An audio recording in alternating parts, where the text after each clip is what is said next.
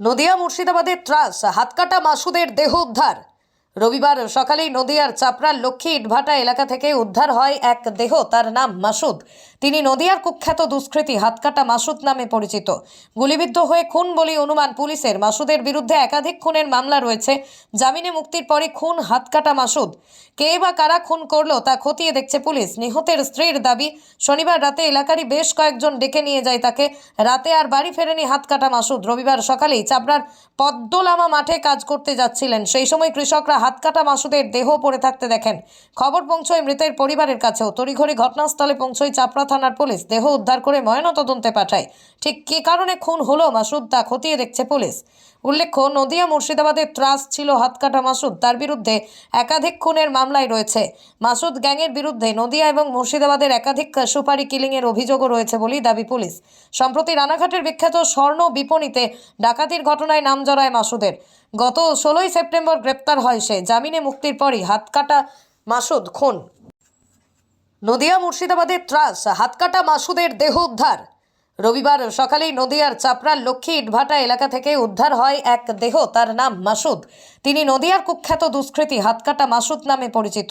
গুলিবিদ্ধ হয়ে খুন বলে অনুমান পুলিশের। মাসুদের বিরুদ্ধে একাধিক খুনের মামলা রয়েছে। জামিনে মুক্তির পরে খুন হাতকাটা মাসুদ। কে বা কারা খুন করলো তা খতিয়ে দেখছে পুলিশ। নিহতের স্ত্রীর দাবি, শনিবার রাতে এলাকারই বেশ কয়েকজন ডেকে নিয়ে যায় তাকে।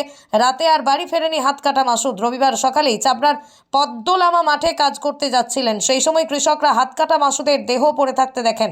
খবর পৌঁছয় মৃতের পরিবারের কাছেও। তড়িঘড়ি ঘটনাস্থলে পৌঁছয় চাপড়া থানার পুলিশ। দেহ উদ্ধার করে ময়নাতদন্তে পাঠায়। ঠিক কী কারণে খুন হলো মাসুদ তা খতিয়ে দেখছে পুলিশ।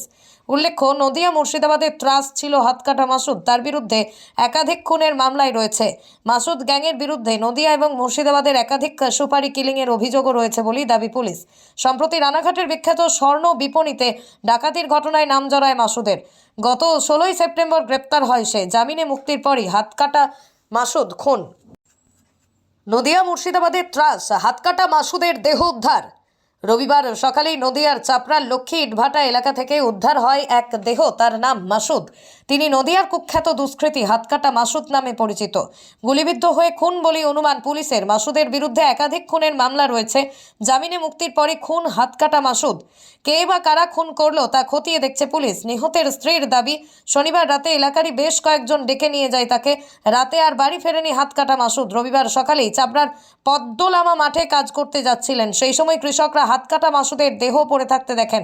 খবর পৌঁছয় মৃতের পরিবারের কাছেও। তড়িঘড়ি ঘটনাস্থলে পৌঁছয় চাপড়া থানার পুলিশ। দেহ উদ্ধার করে ময়নাতদন্তে পাঠায়।